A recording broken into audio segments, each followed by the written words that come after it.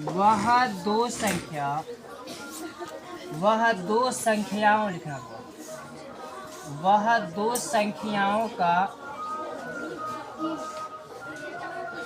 एक युग्म, वह दो संख्याओं का एक युग्म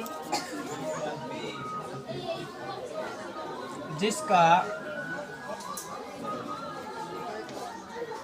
महत्तम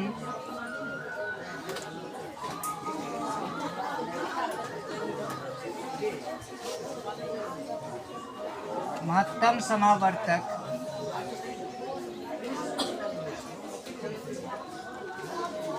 एक होता है,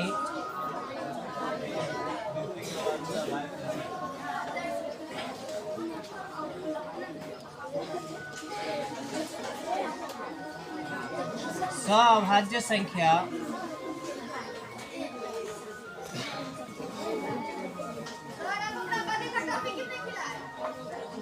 कहलाता है। वह दो संख्याओं का एक युग्म जिसका महत्तम समावर्तक एक होता है, सह अभाज्य संख्या कहलाता है। एग्जाम्पल लिखना होगा, जैसे कि 5 और 6, इसका मौसा निकालेंगे बुआ तो कितनी होगी? 1 होगा। दूसरा एग्जाम्पल हुआ, जैसे कि देते हैं 10, 17, इसका भी एलसीएम निकालेंगे तो 1 आएगा। जैसे कि वो हम देख लिए 21, 28, इसका 28 1, 25, इसका भी एचसीएफ निकालेंगे तो 1 है। इसी प्रकार बहुत सारा होगा ना। चलिए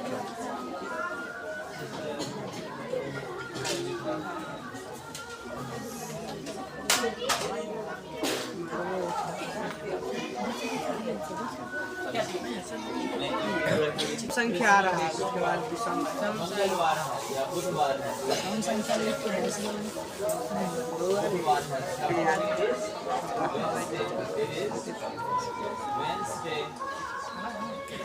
सम संख्या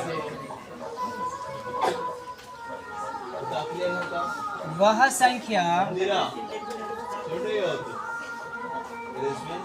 संख्या जो 2 से पूर्णतः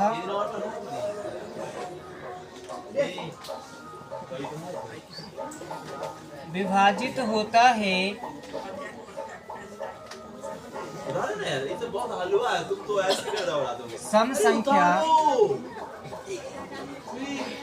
सम संख्या कहलाता।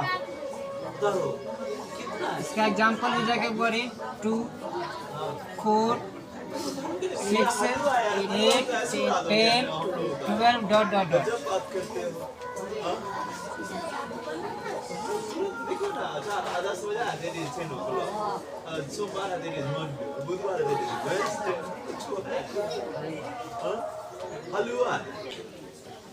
हाँ लिख लिया।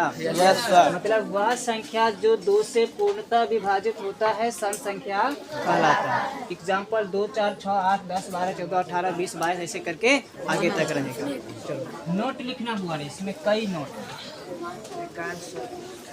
नोट है, लेकिन सब नोट लिखाएंगे नहीं, हम समझा देते हैं। 2-3 को नोट जो इम्पोर्टेंट नोट है वो लिखा देते हैं। ठीक है, लिखना हुआ है, सम संख्या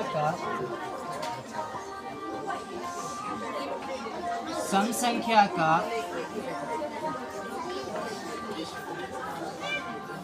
मानक रूप, सम संख्या का मानक रूप 2n होता है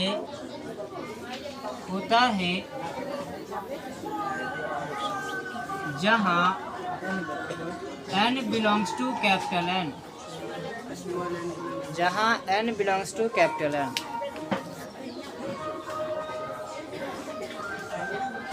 n के जगह पर कोई भी प्राकृतिक संख्या बैठाओ, n के जगह पर कोई भी प्राकृतिक संख्या बैठाओगे ना तो वो सम संख्या ही देगा। कुछ भी बैठा कर चेक कर सकते, सम संख्या देगा। सम संख्या का नाम है यानी कि जगह पर कोई प्राकृतिक संख्या बैठाओ हमेशा सम संख्या देगा। बैठा के चेक कर सकते हो, कोनो सम संख्या क्या कहते हैं प्राकृतिक संख्या दो सम संख्या मिलेगा। कुछ पीछे बैठा करके चेक कर सकते हो।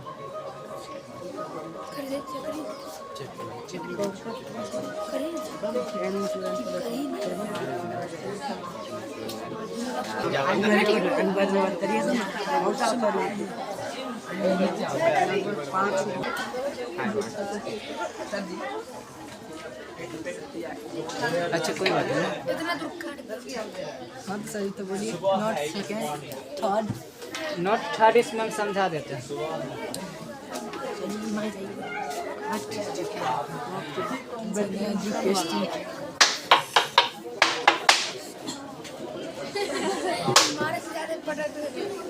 हवाई में टूट जाता है।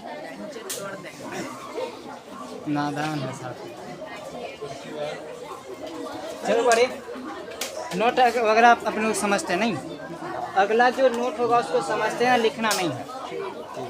क्या बताओ कि सभी के सभी प्राकृतिक संख्या इसमें शामिल है? यस सर है। करने से है नहीं सर, नहीं 3 शामिल है, नहीं 1 शामिल है, नहीं 5 शामिल है, नहीं। तो कैसे सभी के सभी प्राकृतिक संख्या इसमें शामिल है? नहीं नहीं है सर। मतलब कि सभी ध्यान दो, ये सब संख्या प्राकृतिक संख्या है। हाँ 2 प्राकृतिक संख्या है, 3 4 4 में है लेकिन 3 में नहीं है। नहीं। तो लोग कहने तो नहीं काम करता लगता। 2 प्राकृतिक संख्या है, 4 अच्छा 6 12 25 25 में नहीं है लेकिन प्राकृतिक संख्या है ना।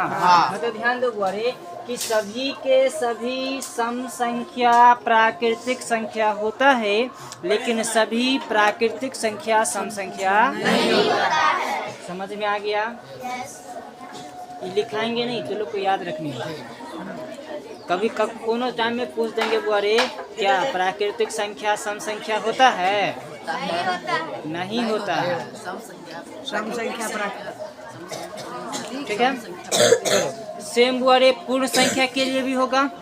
सभी के सभी सभी के सभी सम संख्या पूर्ण संख्या होता है लेकिन सभी पूर्ण संख्या सम संख्या नहीं। चलो इसके बाद वो बात आएगी पूर्णांक संख्या पर। तो सभी के सभी सम संख्या पूर्णांक संख्या होता है लेकिन सभी पूर्णांक संख्या सम संख्या नहीं होता है। इसके बाद भाज्य अभाज्य पर आती है नहीं। तो बोले इसमें 2 को छोड़ करके सभी के सभी संख्या भाज्य है नहीं। मतलब कि 2 एक ऐसा सम संख्या है जो अभाज्य संख्या, बाकी सबके सब वह सम संख्या ऐसा है जो भाज्य संख्या। तो वह इसमें ऐसा क्वेश्चन आएगा कि वह कौन सा सम संख्या है जो अभाज्य संख्या? 2।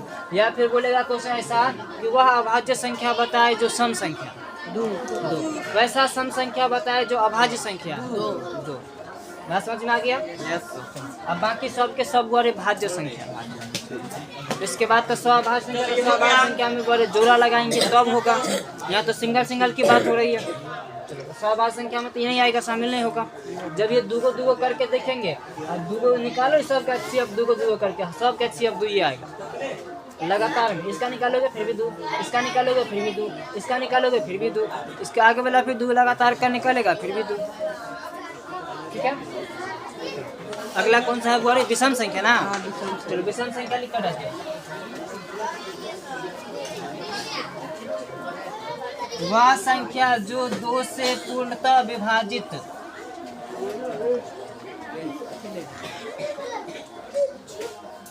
नहीं होता है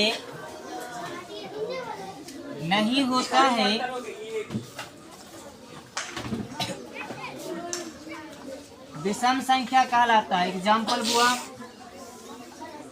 1 3 5 7 9 11 ... इसका नोट आता है, लिखाते हैं। देखो बहुत से तो इसका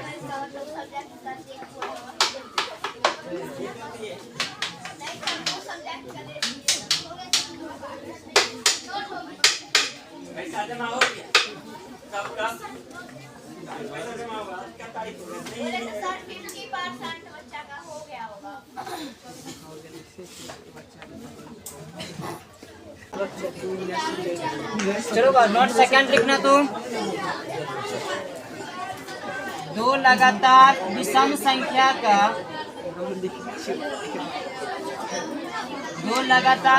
संख्या का मानक रूप 2n + 1 comma 2n + 3 2n + 1 comma 2n + 3 होता है जहाँ n बिलोंग्स टू W, जहाँ n बिलोंग्स टू W। मान बैठा कर चेक कर सकते हो, इसमें भी लगातार संख्या आएगा, इसमें एगो एगो कोनो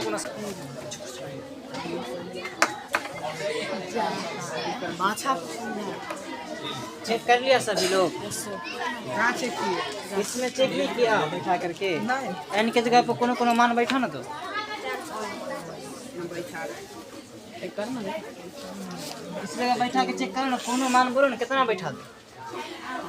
बैठाइए 5 बैठा दो तो 5 दूनी 10 और 1 11 यूँ बैठाएंगे 5 5 दूना 10 और 3 11 13 लगातार विषम संख्या नहीं है ऊपर इसमें। अच्छा 11 5 बैठाएंगे, 5 दूना 10 और 1 11, ये विषम संख्या हो गया। 5 दूना 10 में से 1 घटाएंगे तो ये भी विषम संख्या हो गया। ठीक है, तो कभी भी पूछेंगे कि विषम संख्या का मानक रूप क्या होता है, ये बोलोगे 2n + 1 या 2n - 1। जैसा उपयोगिता होगा उसके अनुसार से अपने लोग फार्मूला का उपयोग करेंगे।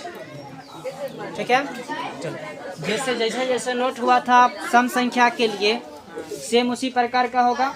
मतलब कि सभी के सभी विषम संख्या प्राकृतिक संख्या होगा, लेकिन सभी प्राकृतिक संख्या विषम संख्या नहीं होगा। सभी विषम संख्या पूर्ण संख्या होगा, लेकिन सभी पूर्ण संख्या विषम संख्या नहीं होगा। सभी विषम संख्या पूर्णांक संख्या होगा, लेकिन सभी पूर्णांक संख्या विषम संख्या नहीं होगा। चलिए आगे देखते हैं अभाज्य में।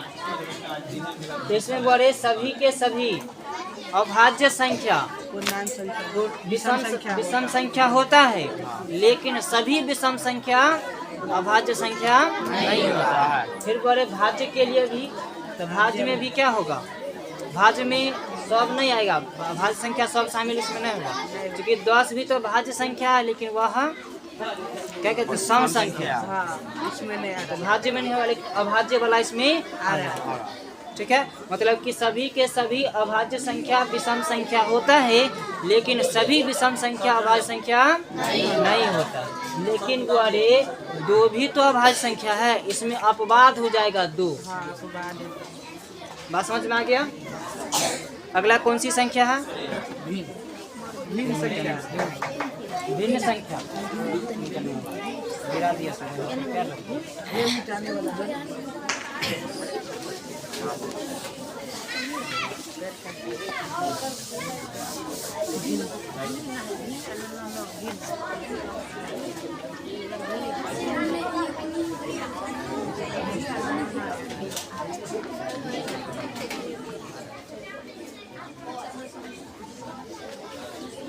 भिन्न संख्या देखना हुआ। भिन्न संख्या क्या होगा कि 2 धनात्मक संख्या, कम से कम 2 धनात्मक संख्याओं का अनुपात होता है। कम से कम 2 धनात्मक संख्याओं का अनुपात होता है। मतलब कि 2 धनात्मक संख्याओं के अनुपात को भिन्न संख्या कहा जाता है। 2 धनात्मक संख्याओं के अनुपात को भिन्न संख्या कैसे कि 2 धनात्मक संख्या होते हैं 2 और दूसरा लेते हैं 7, इसका अनुपात निकालेंगे तो 2 अनुपात 7, 2/7। ये क्या हो गया, भिन्न संख्या। कोई दिक्कत इसमें, चलो लिखना तो बोले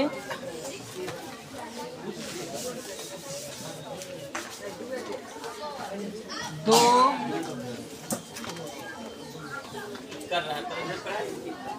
धनात्मक नहीं होगा, 2 पूर्णांक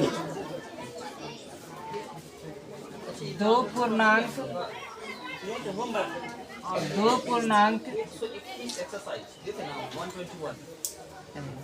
पूर्णांक P और Q, दो पूर्णांक P और Q के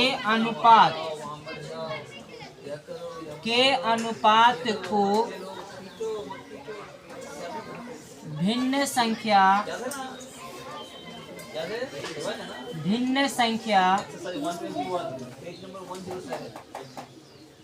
कहा जाता है। भिन्न संख्या कहा जाता है। दो पूर्णांक P और Q के अनुपात को भिन्न संख्या कहा जाता है। नोट बुआ रे इसका भिन्न संख्या का मानक रूप P/Q होता है। P/Q होता है जहाँ Q नॉट इक्वल टू 0, जहाँ Q नॉट इक्वल टू 0। भिन्न संख्या का मानक रूप P/Q होता है जहाँ Q not equal to 0।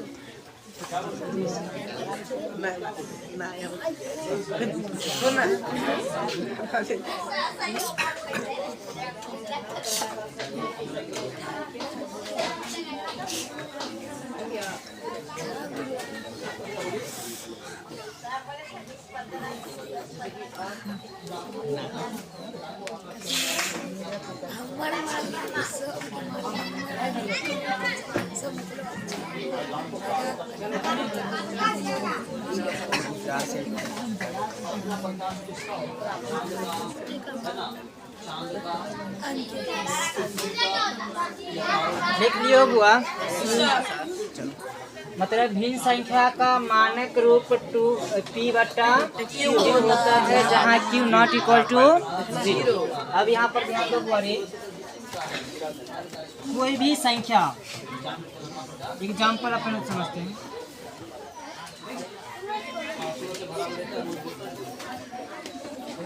ETC हो जाएगा। अच्छा, क्या इसमें प्राकृतिक संख्या शामिल होगा? और एक कोई भी प्राकृतिक संख्या हम लिख, जैसे कि 5 लिख दिए, 5 एक प्राकृतिक संख्या, और इसके डिवाइड में कुछ नहीं है तो 1 तो दे सकते हैं ना। तो क्या P/Q के रूप में आ गया? P/Q के रूप में आ गया मतलब क्या? भिन्न संख्या हो गया। मतलब कि सभी के सभी प्राकृतिक संख्या, सभी के सभी पूर्ण संख्या, सभी के सभी पूर्णांक संख्या, सभी के सभी भाज्य संख्या, सभी के सभी अभाज्य संख्या,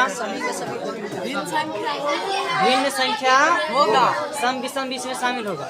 लेकिन सभी के सभी भिन्न संख्या, पीछे जितना भी संख्या बोले हैं वो नहीं होगा। बात समझ में आया?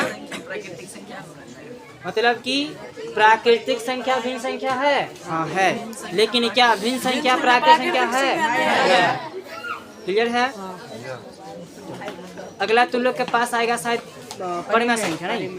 चलो, तो परिमेय संख्या की जानकारी अपन लोग कल देंगे। इतना सभी लोग अच्छे से देख करके आओगे।